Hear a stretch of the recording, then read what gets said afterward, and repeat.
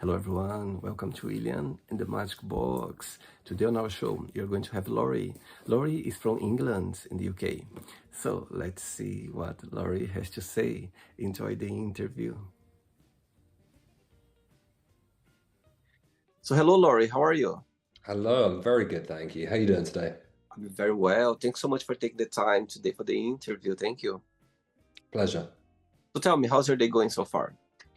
Yeah, it's been a blessed day. The sun's out, so more than happy. Tell me where you're from, Laurie.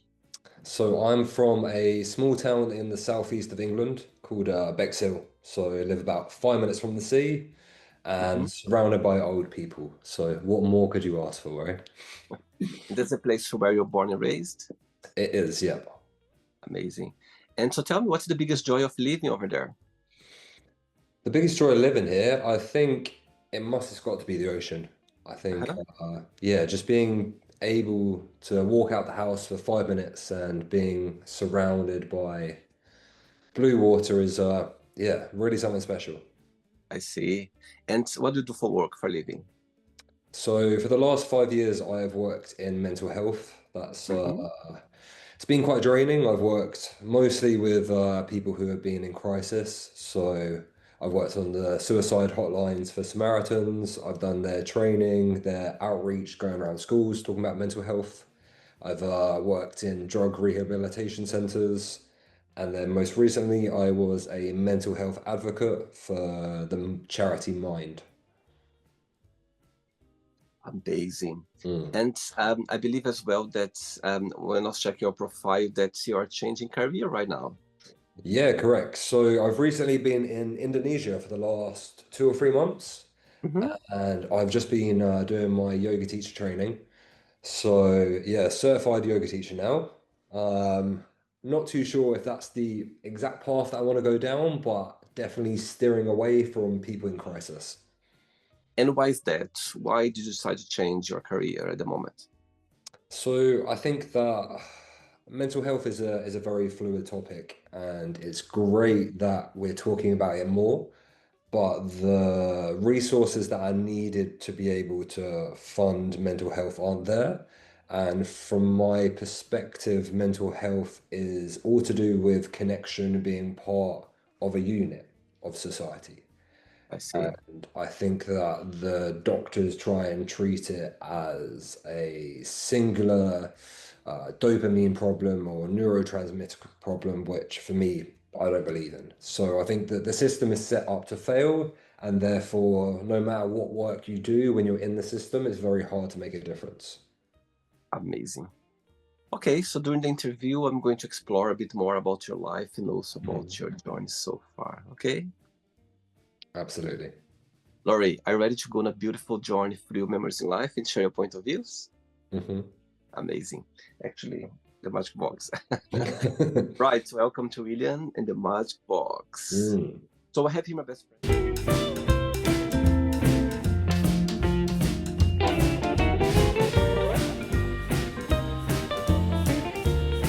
Full of random fun questions. So what I'm going to do, I'm just gonna play a song just for us to relax before the first question. Okay?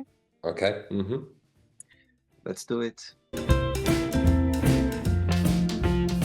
Right, so before we start the game, during the join, if it comes up a question that you don't want to talk about, don't want to answer, always can change. Okay?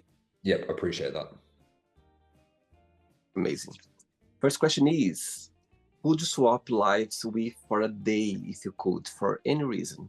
Nobody. Tell me why. Um, there's no one in my life that I know of that I've been exposed to who I would want to be.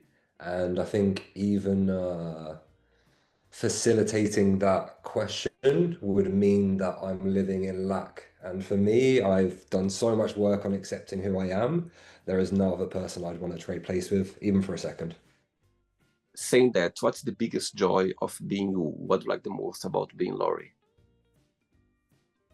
The biggest joy. The biggest joy I would say, and I'll answer this probably in a strange way, we know the body works when we're not aware of the body, when we're not aware of the pain, migraines, whatever. The biggest joy is when I know my mind is working, when I'm not aware of my mind. So when I'm not thinking, when I'm not labeling, when I'm not judging. That's the biggest joy. And why do you think that? Why do you think we are not sometimes not aware of those feelings or emotion that we are feeling at the moment? I think it's a lot of work. I think it's a lot of self-awareness, a lot of meditation, a lot of practice, because I think that we are conditioned to believe that we are someone. And our parents think that they're someone. For example, my parents think that they're Mary Kevin Brown, born in Bexhill, lawyers, da da da da. So we grow up, we believe that we're someone. And of course, to be someone, we use our mind, we use our egos. So the vast majority of our life, we're living inside our mind. So to get to that state where we no longer reside in the mind, even for 10, 20 seconds, takes a lot of self-awareness, a lot of meditation, a lot of practice. Amazing. I love that. Next question. Let's do it.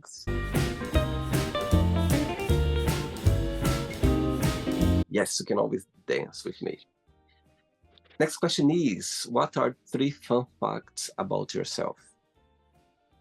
3 fun facts. Okay, number one, I started lucid dreaming when I was about 11, 12. Do you know what that is? No, I don't actually. Tell me. So lucid dreaming is when you become aware that you're dreaming whilst in the dream, and then you have the ability to influence the dream to certain degrees. Oh my God, it's so interesting. Mm. And I actually just made my day. I never heard that before. And actually, I have that already. Have you? Yes, Mm. I remember exactly like being a dream that I knew I was dreaming. Uh-huh. However, I tried to go back to, and I couldn't. And I remember like Yeah. having this feeling in a dream that I knew I was dreaming and I couldn't go back again. Mm. Absolutely. So most people think with lucid dreams that they're able to control the I dreams. was saying that, yeah, so I remember dreaming, and I was trapped in the dream because I was trying to go back to Yeah. my, to wake up, and I couldn't. And I remember I was struggling in the dream, knowing that I was there, and I Mm. just want to go back again. So that's what it's about. Yeah, so lucid dreaming is a bit like learning how to sail in the sense that you can't control the sea, you can't control the dream, but you can learn how to navigate yourself in it. So it's a very strange experience in the sense of waking up in a dream is a bit like, I don't want to say a spiritual awakening, but it's a bit like waking up in life and being like, okay, everything that I thought was real, maybe it isn't as much. So yeah, it was a very profound experience that I still kind of hold on to now. So Wow. mm, Okay, and 2 more fun facts. 2 more fun facts. Second fun fact, um, I stopped drinking when I was 23. So that was yeah, probably one of the biggest challenges that I've done, but definitely the most beneficial one. And number three, I had really bad social anxiety when I was young. So Mhm. I thought going to Australia when I was 18, not knowing anyone, and just backpacking would solve my social anxiety, which it did to some degree, but yeah, it wasn't probably the nicest thing to do to myself. My God. And how long were you in Australia for? So I was there for about 7 months. Wow. And it was the first time that you left the country? Yeah, correct. Yeah. My God. So I can imagine the experience, the journey, the adventure. Yeah, I'm my my bio on Grinder is adventures only happen to the adventurous. I love that. Yeah. So And people comment about that people, sometimes on yeah, Twitter. well, yeah, yeah, but sometimes. I love it. Hmm. Next question. Let's do it. Okay, so before the next question, tell me, as you start a new journey in your life now with yoga, and so tell me when the opportunity came along. So in regards to mental health, the opportunities came along when I was probably about 21. So I was up in Newcastle studying economics and finance, and that's when COVID hit. And at the time, I wouldn't say a raging alcoholic, but I was drinking way too much. Mm-hmm. Wasn't out with my sexuality, was very, very depressed. Um, so that's the point where I decided that I wanted to do something about it. So I started looking at things like meditation. Yeah, taught myself how to meditate. I started going to things like flotation tanks. And Okay. then I met my partner, and then he introduced me to therapy, which then introduced me to yoga, which then introduced me to going and living in different communities throughout Europe and the world and traveling around the world. So yeah, it's been probably since about 21 when my mental health was at its lowest, and it was either sink or swim, really. And luckily, I chose to swim. And you feel you feeling that you are living your best life right now? I believe in determinism, so I don't think there's any other life to live at all. Okay, next question is, what three things are you most grateful for? Mm. Most grateful for, I guess, is just to be alive.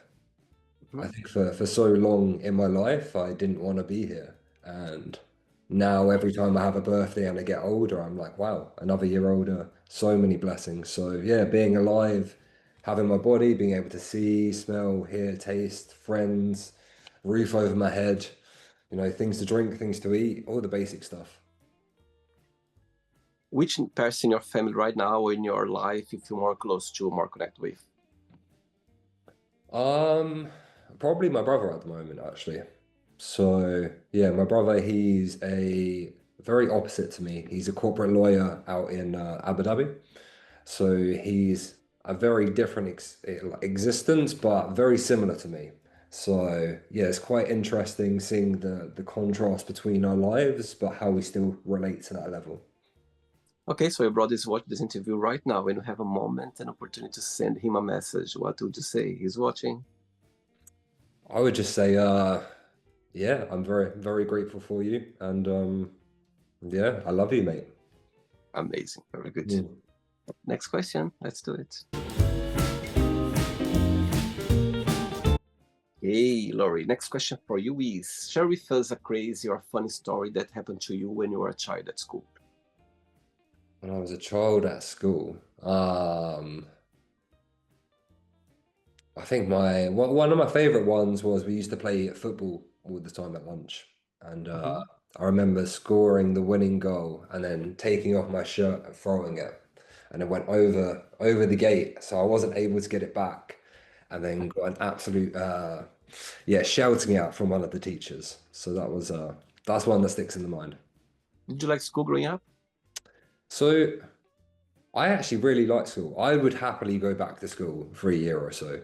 I uh, I think on some degree, I really enjoyed it. On other degrees, I very much split my personality into the sense of, this is who I want people to think I am versus who I actually am.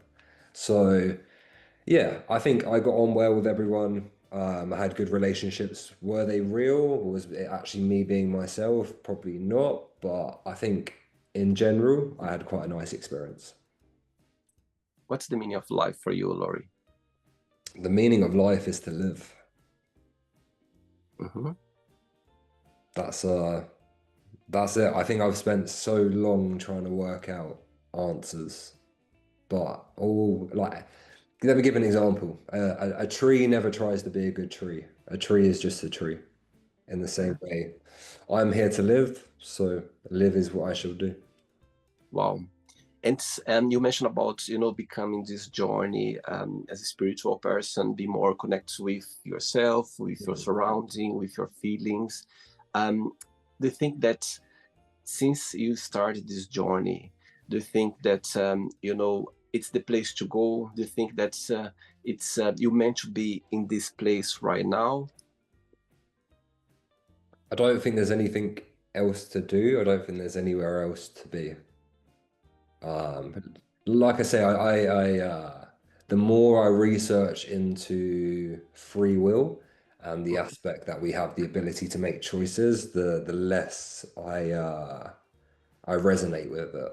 And the more I see that everything is predetermined to a certain degree. And for me, who I think I am is the one who is aware. So I'm not the one who's speaking to you right now. I'm not the one who's hearing, who's touching, who's feeling. I'm just the one who's observing. Wow, very deep. I love that. Next question, let's do it. Okay, so before the next question, being a gay boy growing up, yeah, for you, how was your experience? Did you have the support of your family at the time, or it was a bit tricky for you? Yeah, I think my family was one that didn't really talk about much. And I think there are lots of things growing up. I think my grandparents' death, illnesses in the family, everything was kind of brushed over. So emotion-wise, nothing was really discussed at all. Hmm. Which made things quite difficult. And I think now growing up myself, I've kind of been the one who's had to learn uh, emotional skills and then try and teach that to the other members in the family, which is great on one degree, but also really frustrating in the sense of, you're meant to be the parent and to do that. But of course, we all have different roles and different experiences. And the day when you came out, did something happen, or just felt like, okay, let me be like express myself the way I am? Yeah, so I never really came out. I met my boyfriend when I was 21 in Newcastle, and I said to my mum, "Oh, he's because I live, as I said, down on the south coast, which is about a 6 hour drive." So I said, "Oh, he's driving me back home," and then she was like, "Oh, he can stay in the spare room," and I was like, "Okay." Uh, Ooh. but I just left his pillows in my bed, so she knew that he stayed in my bed. Uh, and that was kind of it. And then she asked me, "How long have you know you've been gay for?" And I said, "Well, how long have you know you've been straight for?" Um, Ooh. and yeah, that was about it really. I think I've been lucky because I knew that my parents would never be bothered about anything, so it wasn't needed to be expressed in that way. Um, I think it's just, I don't think straight people understand the experience of what it's like. For example, I talk about what it was like holding my boyfriend's hand when I was going down the street, and my mum has no idea what that's like. Um, but I've been very blessed. All my family very supportive. Do you think before these events that you brought your boyfriend back home, do you think she knew it? I'm fairly sure. Yeah, I'm fairly sure. Yeah, Yeah, I think sometimes our parents they know ourselves even better than us. You know what I mean? They know us. Even though sometimes they don't want to go there, they want to avoid some situations. yeah, Maybe they don't feel prepared for that. However, they know it. I think they know their child very well. I yeah. agree with that for sure. Okay, next question is, what has been the lowest point of your life? Oh. Yeah. So, I mean, I've had quite a few. So I've had quite a few. I've had two or three suicidal moments in my life where things could have gone either black or white. Obviously, I wasn't very good at them because I'm still here. Um, Thank God. sorry, I do use humor as a coping mechanism.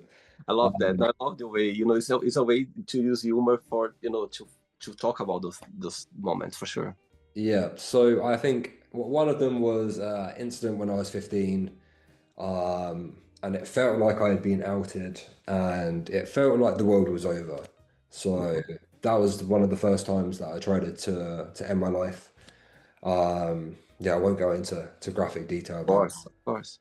and then the second one was, like I mentioned, I was 21 when I decided I wanted to do things and change my life. It was when I was about 20. It was New Year's Eve, and I was around a friend's house. I went into the medicine cabinet, took all the pills, drank a bottle of Jack Daniels, and generally thought that would be it. But yeah, I woke up the next day paralyzed in bed, couldn't move for probably about 12, 15 hours, literally stuck in bed. Um, so yeah, them two moments have probably been the lowest. Um, but for me, I have the belief that to have the highest of the highs, you have to experience the lowest of the lows. And yeah, since that moment in time has happened, the experiences that I've had have been uncomparable to lots of my friends and other people that I know because I have that capacity to go further to some degree. So I seriously believe that every blessing has a curse, every curse has a blessing. Obviously, I don't want anyone to go through what I've been through, and suicidal ideation and things like that is horrible. But I believe that it's part of the human experience to some degree, for some of us. Thanks for sharing. I think, talking about it is about helping others as well. I think, for sure, you never know who's watching this interview, and sometimes they might see themselves trapped in a moment where they see, that there's no way out, and see Right. someone, talking about it so Mm, open and being a better place you are right now, in a good place. I think it's helping for sure. It's about helping yeah. others. And the opposite of the question, what has been the happiest point of your life so far? Happiest point. I think the happiest points have been really small moments. So, for example, like on my dad's 60th birthday, we'd climbed Mount Snowdon, gone out for a meal, and then we were just going back in the car. And I was sitting there and I was just so grateful for all of us together at that moment in time, or little things like watching the sunrise, or like I like to make music at the moment. So sometimes I'll sit and I'll make music for 6, 7 hours, not thinking Wow, about anything, not drinking, and then you have that realization, oh, it's 8 o'clock, I started at 12, and that feeling of being so present, connected. Yeah, that's what I would say. beautiful, beautiful. 3 questions left. Let's do it.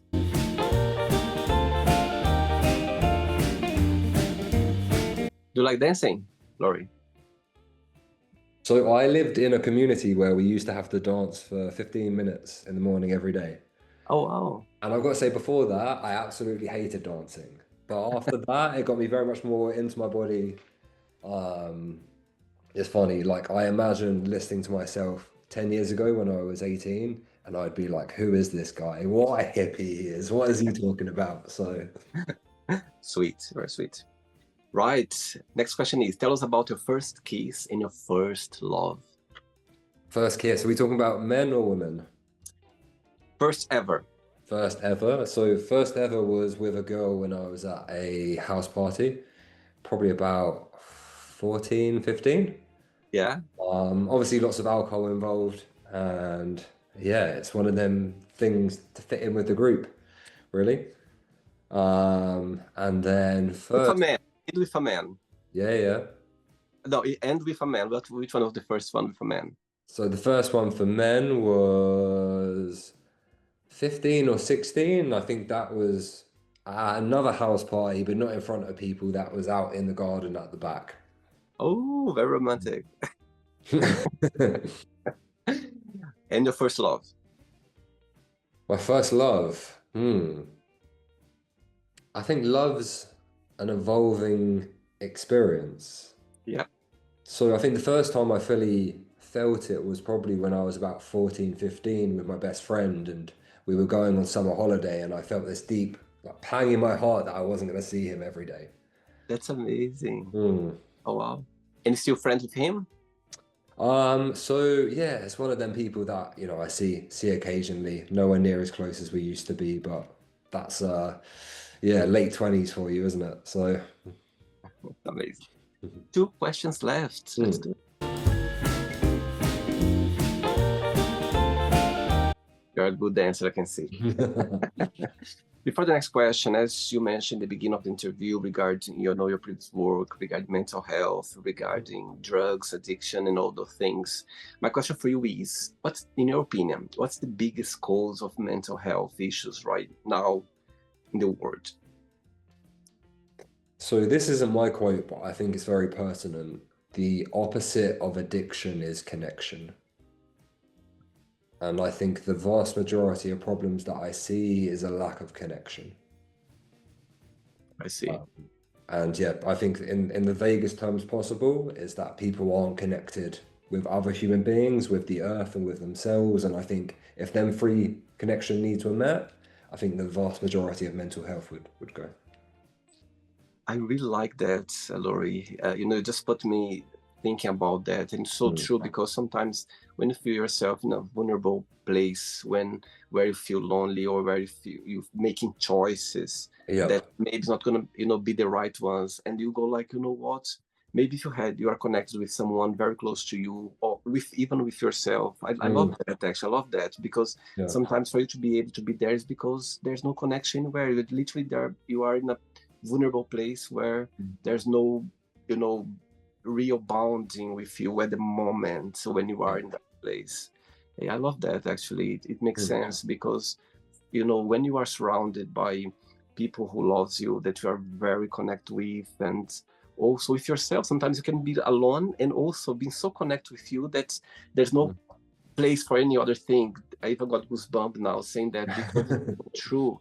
It's amazing, and understand all of us we have moments that we're gonna be there for different reasons. But talking about that, I think it's amazing to be Mm. connected with someone for sure, or with yourself as well. I think Absolutely. it's a great, amazing.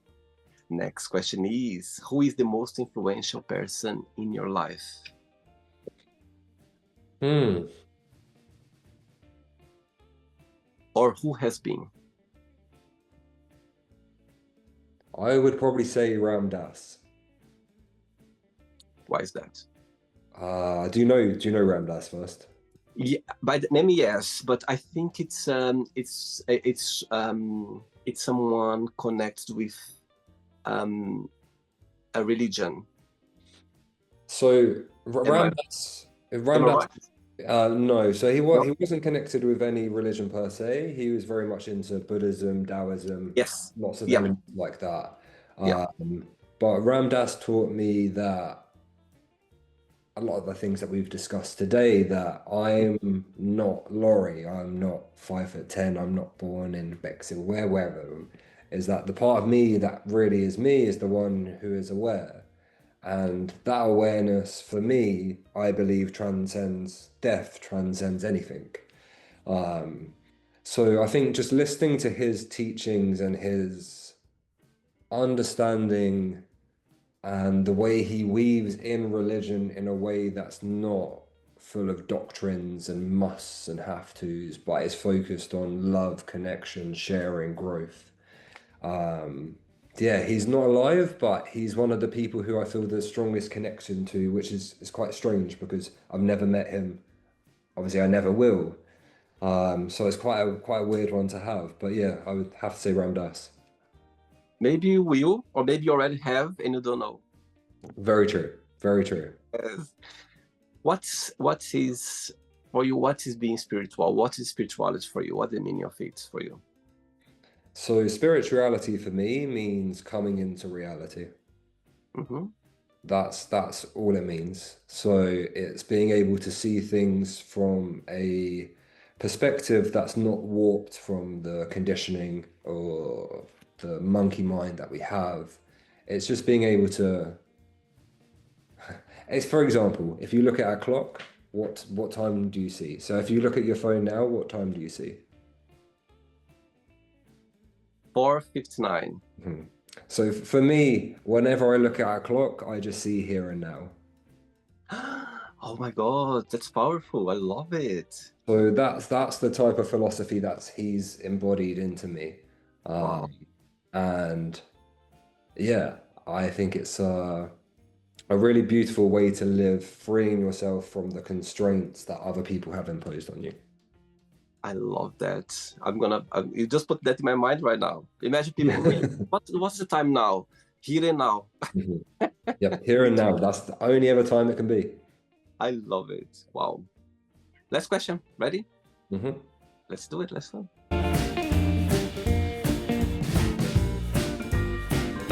Right. So before the last question, tell me how music came into your life. How music. Came into your life. So music came into my life at a very young age. My dad took me to my first concert when I was about 4, which was actually Elton John. So I don't know Wow. how he was surprised that he got a gay son, is beyond me. But You still remember the conversation? They know you better than us, our parents. I'm joking.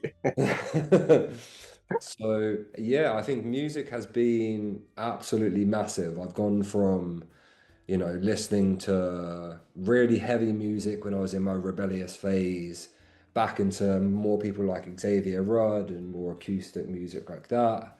And then I started writing my own music. So you probably won't know these rappers, but I was very much into people like Little Peep, Juice World, XXX, Tentacion, when I was about 20.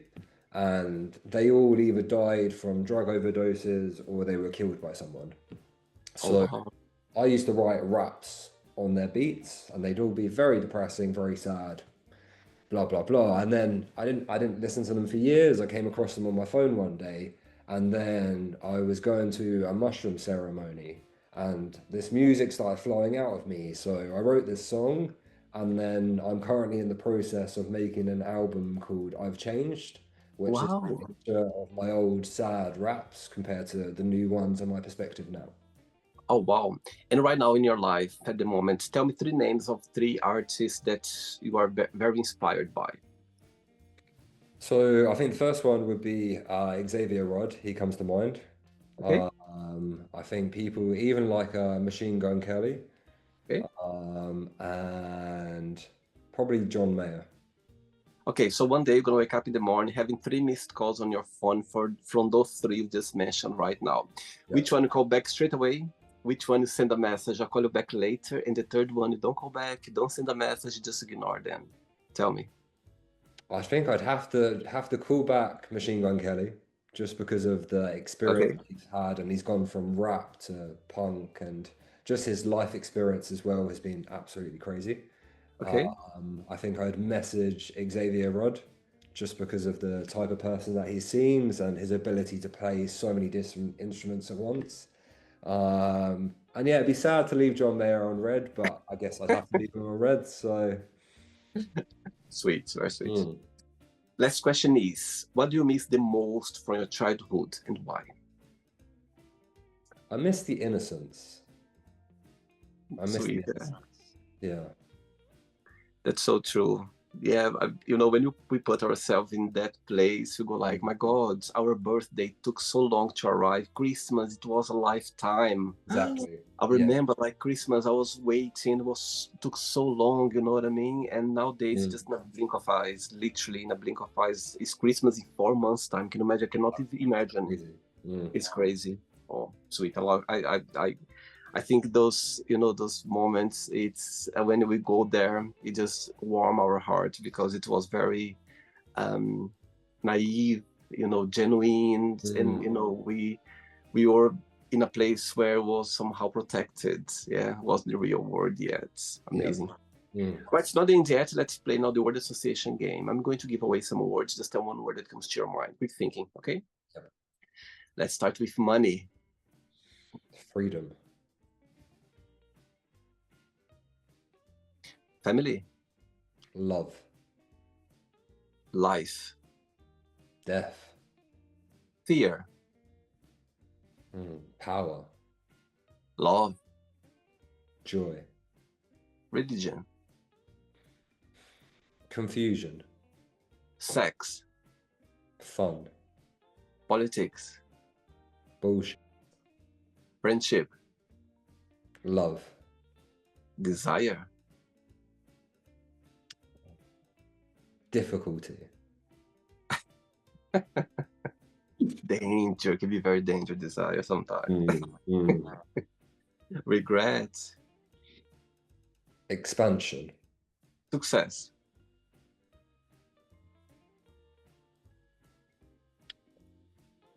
It's not a word, not be all end all. okay, wish, Dream, happiness. fake, One word for England, green, one word for mental health, complex, one word for meditation, stillness, I like that word. Say that again. stillness. Which means So it's being still, you know, when you're looking at a lake, Ah, it's just still. lots of plants. Okay, Yeah. being still. Something that I cannot be still. No. I'm always moving. Same. Yeah, I'm just going And the last one now, music, one word. music, dancing. I love it. Let's pretend now I'm going to meet your partner for a coffee, and I'm going to ask your partner, define Laurie in one positive and one negative word only. What your partner would say. I think loving and it's two words, but over analyzing. Ooh, what's your star sign astrology, Laurie? So I'm an Aries. Interesting. So you are in April or March? Yep, April. April. Mm.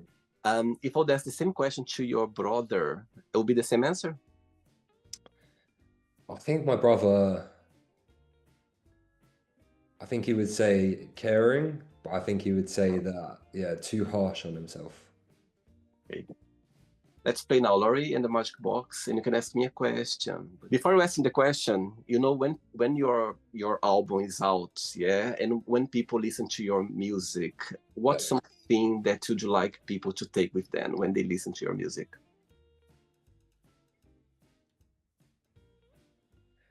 That it's okay to express however you feel, regardless of what anyone else thinks. It's always okay to say how you feel.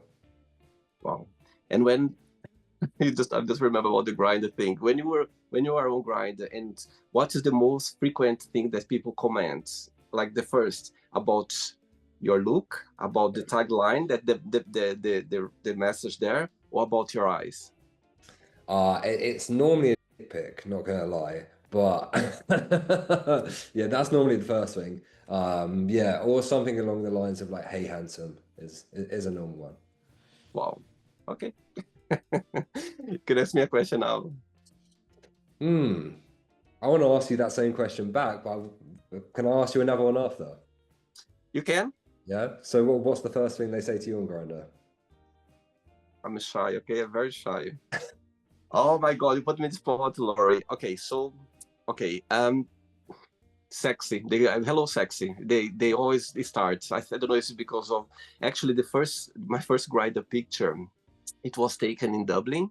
I remember I was there for the weekend for the first time with friends, and it literally I was like I was in the grass lying down in the sun like for having a nap after we had like something to eat, and I kind of fell asleep a little bit, and suddenly my friend said, "Oh, let's go now," and I stand up a little bit like this, and my friend literally just took a picture.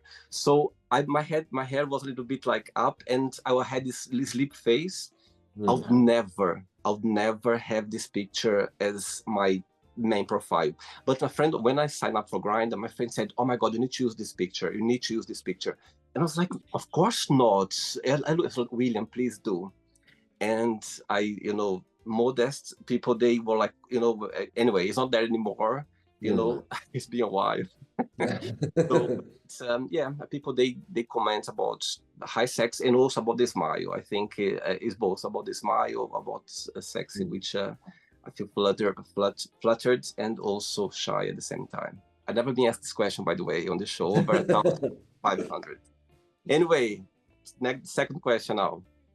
So two-parter. Number one, when did you come out?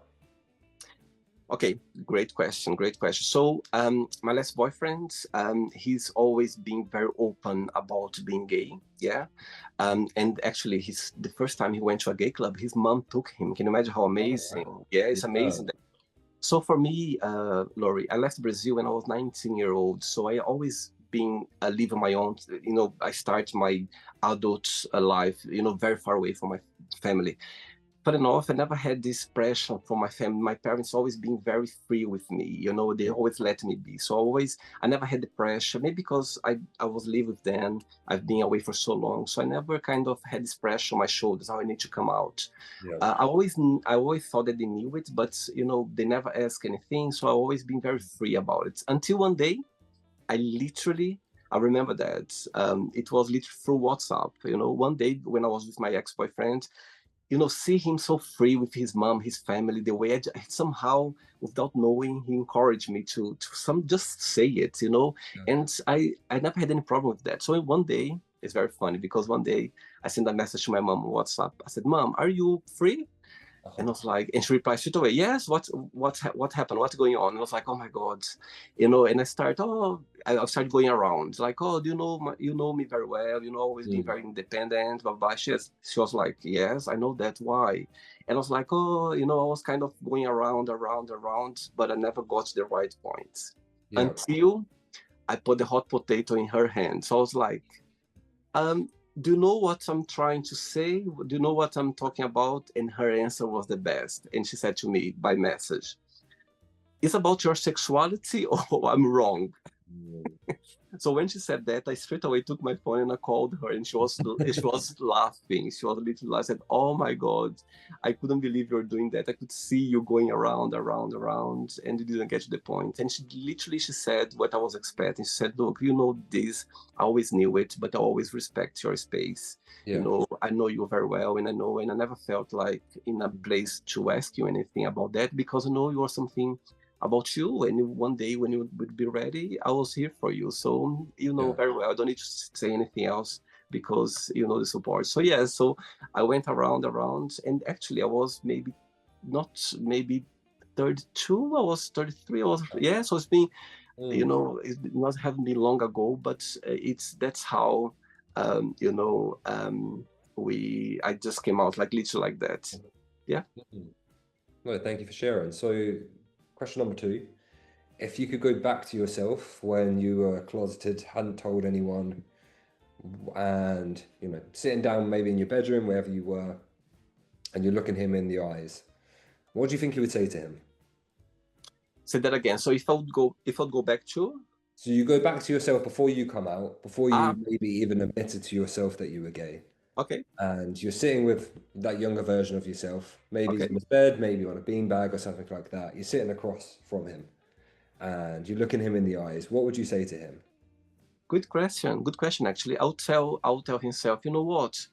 There's no pressure for you to come out. People who knows you very well, they know who you are and they know the real person. So don't put any pressure on your shoulders, and everything that you feel like, as I always been very open about everything, about my feelings, about myself. So as you are, as you know how people, they know you very well.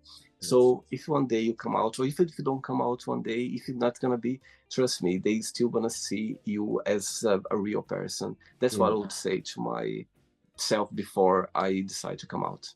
Yeah. Beautiful. Beautiful. Amazing. Okay. One more question, if you don't mind. Of course. Is there any question that you haven't been asked before, but you would like to talk about? Okay. Right. I've been asked that before, about when I started doing the show. And, the first day, I remember I had 5 interviews. And the very first day when I started doing the interview, it was very, but I never been asked about how was I feeling, like my feelings when I had the very first interview for the Magic Box. And I'm going to answer you that right now. I was very nervous, Mm. of course I was very nervous because I had the idea, I had everything here, but I didn't know how to start. So I didn't know how to break the ice. I remember a friend of mine, he said to me, "William, you just need to break the ice. Once you break this ice, trust me, just go for it." Yeah. And when he said that to me, I was trying to understand what was that. And so when I started, the very first interview was with a lovely friend from France. He was in France, and I forgot to do the word association game because I was very nervous. And so I think my feelings, that for the very first interview, I felt that was the right thing I was doing. I felt Yeah. that I was in the right place. I was going to start something very powerful, something very beautiful, something that I could be myself. But so my emotion was all like over the place, and I didn't know how it will go. You know what I mean? So Mhm. that was the feelings that I was feeling on the very first day when I was doing the show, and also on my very first interviews. Mm. Fun fact: I had 5 interviews, so 4 of course, I was starting the show. I didn't know, I didn't have the website, didn't have the channel, so everything was starting. Yep. I invite friends, people who I knew it. So 4 people, they were friends, but one wasn't. And I invited him on social media like I did with you. And he Yep. said yes. And I said, Mhm. okay, I was overexcited. Guess what happened? Right. In the end of the interview, I realized that I didn't press the button to record the interview. Oh no. I know, Wasn't meant to be. I know. And it was such a great interview because he was a random person. I didn't know him. He was very excited. He was Right. outdoors. Yeah, He was yeah. very, he got into the show and I got into as well because he was the first person I was doing without Mm. knowing the person. And I think because of that, I forgot to press the button because I was so overexcited, you know what I mean, about it. I was nervous. So I didn't. And guess it never happened again, another one, because, I asked him again and he couldn't do it another day. I think he didn't believe. Anyway, it didn't happen afterwards. Yeah. So it didn't mean, as I said, it meant to be this way. So that's why as soon as I start the interview, I press straight away. It was a lesson Great I idea. learned the first day because when I press here straight away, because I'm so scared to finish to do that again because as soon Mm. as I start talking, I get very excited and I Yeah. forget about everything. I just Mm. remember when I'm looking here on the side because for me, it's talking to a friend. I feel like I'm talking to a friend. Yep. And it happened actually. Another fun fact: not long ago, I like we happened to us. We started the interview and it was a problem, a connection, something we couldn't do it. And the second time when we started again, I Mm. forgot the pressure, the bot. But however, it was very beginning, so we could start it again. I was like, oh my God, I had this Mm. feeling again that it was happening. So yeah, great question. So those is a topic that's I like to talk sometimes about the show, Yep. and that I have never been asked before. Good question. Mm. No, thank you for sharing. Did you enjoy the interview? Yeah, really, really interesting. I just want to kind of acknowledge you. You've got a really lovely presence and Thank you. yeah, felt very, very warm. And as you say, it was like speaking to a friend. So yeah, really enjoyed it. Thanks again, Laurie. I'm gonna say something now. What I like the most about the show is about, talking to people here. I tend not to look into much their profile because I like to get to know them through the interview. And talking to you, I really liked it, the way you are changing your life right now, a different path. You are doing your music. Mm. Not just that, you're very open. You talk about your struggles in life, about your moments. And I think it's amazing to see someone so beautiful and talk about Yeah. that. And not just that, again, about the time now. I just learned for the interview about the dream thing that, I had. Actually, I Mm. never talked about that before, that I was in a dream that I couldn't wake up. And Mm. I never knew that there was a name for that. And that's what I like the most about the show. It's about learning, Mm. and when I learn something new from you, I feel like I earned my day because of that. So thanks again. Thanks for being so kind and so sweet Pleasure. and Mm. accept my invitation. We tried 3 times. The third time happened, and 3 is my lucky number. Exactly. Meant to be, eh? You see, and I was a bit sad in the second time. I was like, oh my God, don't tell me that's not going to be Mm. able to happen because we would break this natural Yeah. connection now if we do it again. So I was like hoping Mm. that we could made it, and it just did it right now. So I appreciate your time, Yeah. appreciate you. Thanks again for being so kind and sweet. Thank you. But before you go, if you can share a positive message or anything that you live by. So my biggest motto is this too shall pass. And I love this because it's all encompassing. If you're having a shit day, a bad day, this too shall pass. If you're having a great day, everyone understands you, you're fitting in everywhere, this too shall pass. So embrace it all because it'll be gone in a moment. Beautiful, beautiful. Thanks again for the interview. Regards to your family, to your partner, and I see you in London, in Mm. Brighton, somewhere in the world for sure. Okay? Take care. Have a good day. Okay? Bye bye. Bye. So, did you like the show? Don't forget to give a like, share it, and also don't forget to subscribe to the channel. And if you'd like to be part of the show as well, first, subscribe to our channel, and after that, just go to our website, www.williamandthemagicbox.com, and send us a request saying why would you like to be part of the show. And I see you there. Bye bye. See you next time.